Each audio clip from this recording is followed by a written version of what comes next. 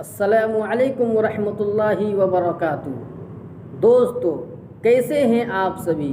امید ہے کہ آپ سبھی خیر و عافیت کے ساتھ ہوں گے۔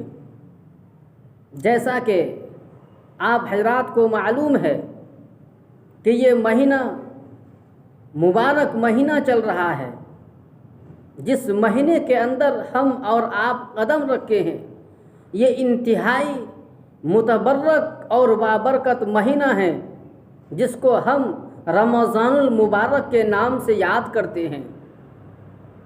یہ رمضان کا مہینہ ہے۔ اللہ تبارک و تعالی کا ہم سب شکریہ ادا کریں، شکر گزار بندہ بنیں کہ ہمیں یہ مبارک مہینہ نصیب فرمایا ہے، ورنہ تو بہت سارے بندے ایسے ہوں گے جو اس سے پہلے جو رمضان گزر گیا ہے اس رمضان کے اندر ہوں گے، لیکن انہیں یہ رمضان المبارک کا مہینہ نصیب نہیں ہوا۔ اس مہینہ کے ملنے پر، اس مبارک مہینہ اور رمضان المبارک مہینہ ملنے پر اللہ تبارک و تعالی کا ہم سب شکر گزار بندہ بنا کہ اللہ تیرا ہی شکر ہے کہ تو نے ہمیں یہ رمضان المبارک کا مہینہ نصیب فرمایا ہے۔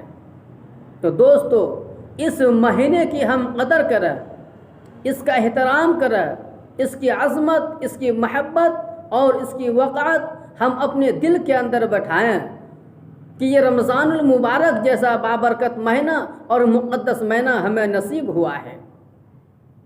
اس مہینے کے اندر ہم 5 وقت کی نماز کو ادا کریں پابندی کے ساتھ، اور تراویح کی نمازوں کا اہتمام کریں پابندی کے ساتھ، اور دیگر عبادات ہیں ان سب کو ہم ادا کریں، قرآن کریم کی تلاوت کریں تاکہ اللہ تبارک و تعالی ہم سے خوش ہو جائیں۔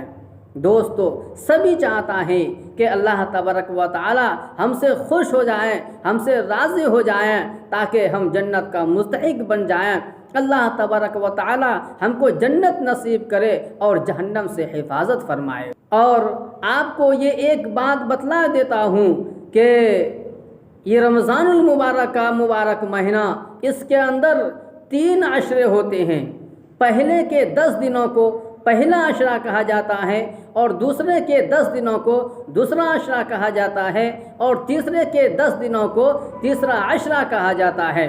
پہلا عشرہ جو ہوتا ہے وہ رحمت کا عشرہ ہوتا ہے، اور دوسرا عشرہ وہ مغفرت والا عشرہ ہوتا ہے، اور تیسرا عشرہ وہ آگ سے آزادی کا عشرہ ہوتا ہے۔ عتق من النار یہ لفظ آیا ہے کہ دوستو، یہ مہینہ بہت ساری رحمتیں اور برکتیں لیے ہوئے اپنے اندر آتی ہے کہ کوئی بندہ اس کی قدر کرنے والا بن جائے اور اس کا اہتمام کرنے والا بن جائے کہ یہ رمضان المبارک کا مہینہ ہمیں نصیب ہوا ہے۔ ہم سب خوش نصیب شخص ہیں کہ اللہ نے یہ مہینہ نصیب فرمایا ہے۔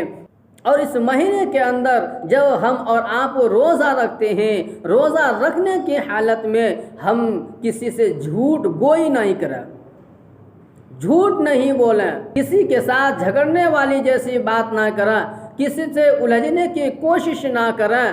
اگر ہم کسی کو گالی دے دیں گے، کسی سے الجھ جائیں گے تو، اور ہم دھوکہ دڑی والا کام کریں گے اور جھوٹ ہم بولیں گے، بے دریغ جھوٹ بولیں گے، غیبت کریں گے، چغلی کریں گے، تو پھر وہ ہمارا روزہ نہیں ہوگا۔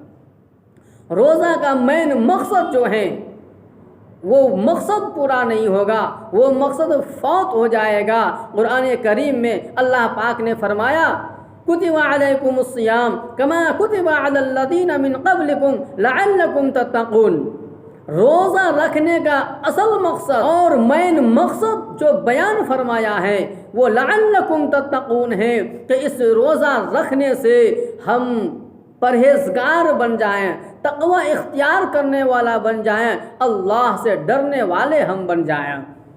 اللہ کے نبی جناب محمد رسول اللہ صلی اللہ علیہ وسلم نے فرمایا کہ جو شخص روزہ رکھ کر کے بھی جھوٹ بولتا ہے، غیبت کرتا ہے، چغلی کرتا ہے، دھوکہ دڑی والا کام کرتا ہے، تو ایسے روزہ دار کو روزہ رکھنے سے کوئی فائدہ نہیں ہے۔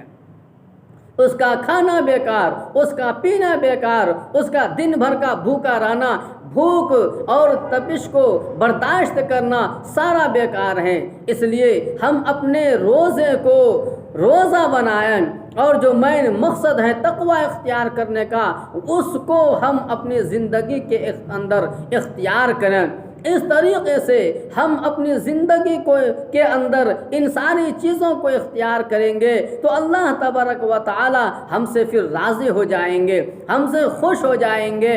اور جو روزہ دار کے خوشخبری ہے، روزہ رکھنے والے شخص کی جو خوشخبری ہے، اس خوشخبری کے اندر ہم سب شامل ہو جائیں گے، داخل ہو جائیں گے۔ دوستو، مجھے امید ہے کہ آپ کو اس رمضان المبارک کے مقدس مہینے کی نسبت سے جو باتیں بتائی جا رہی ہیں، اس سے آپ فائدہ اٹھا لیے ہوں گے۔ اور اگر آپ ہمارے چینل میں نئے آئے ہیں تو ہمارے چینل کو ضرور سبسکرائب کریں، اور ساتھ ہی میں بیل آئیکن کو پریس کر کے آل پر کلک کر دیں، تاکہ سراجی چینل کی ہر ویڈیو کی نوٹیفیکیشن سب سے پہلے آپ کی خدمت میں پہنچ سکے۔ السلام علیکم ورحمۃ اللہ وبرکاتہ۔